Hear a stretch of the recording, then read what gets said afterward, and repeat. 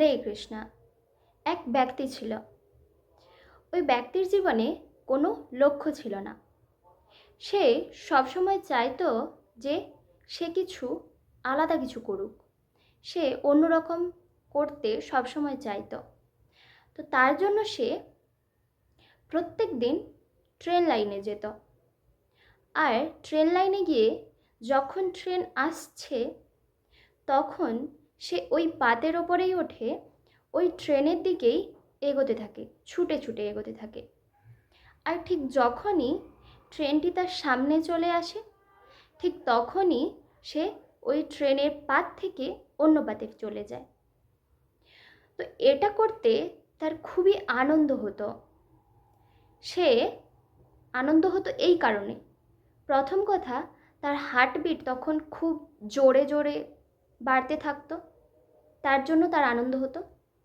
দ্বিতীয় কারণ হলো, সে তখন দেখতে পেত যে ট্রেনের ভেতরে থাকা ট্রেন চালক চোখ বড় বড় করে তার দিকে দেখছে যে এই ব্যক্তিটি কি করতে চলেছে, আর সে তখন ভয় পেত। তো তার জন্য ওই ব্যক্তির খুবই ভালো লাগতো, সে অন্যরকম কিছু করতে পেরেছে সেটি জেনে। তো প্রত্যেক দিনের মতো একদিন সে যখন ট্রেন আসছে আর সে ওই ট্রেনের দিকে দৌড়তে থাকছে, ঠিক ট্রেনটি তার সামনে এলো আর তখনই সে অন্য পাতে চলে গেল। আর যখন সে অন্য পাতে চলে গেছে তখন সে অন্য পাতে একটি পড়ে থাকা বই দেখতে পেল। তো তখন সে ওই বইটিকে নিয়ে তার বাড়ি ফিরল। বাড়ি ফিরে সে ওই বইটি পড়তে শুরু করলো। আর বইটি ছিল শ্রীমদ্ ভগবত গীতা। বইটির ভেতরে একজন ব্যক্তি কিভাবে তার জীবন চালিত করবে তার নির্দেশ দেওয়া ছিল। কোনো ব্যক্তির জীবনে কোনো লক্ষ্য না থাকলে ওই ব্যক্তিটি বিপথে চালিত হয়।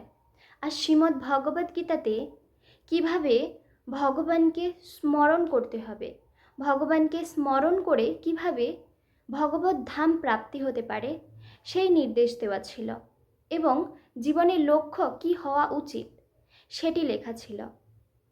তো এটি পড়ে ওই ব্যক্তিটি বুঝতে পারল যে একজন ব্যক্তির জীবনে কি লক্ষ্য হওয়া উচিত।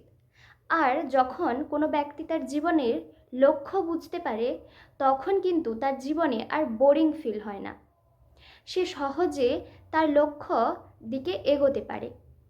তো ওই ব্যক্তিটিও এই বই পড়ে তার নিজের জীবনের সমস্ত বোরিং ফিল যে হচ্ছিল সেগুলি বন্ধ করে তার জীবনের লক্ষ্যের দিকে আগাতে পারছিল।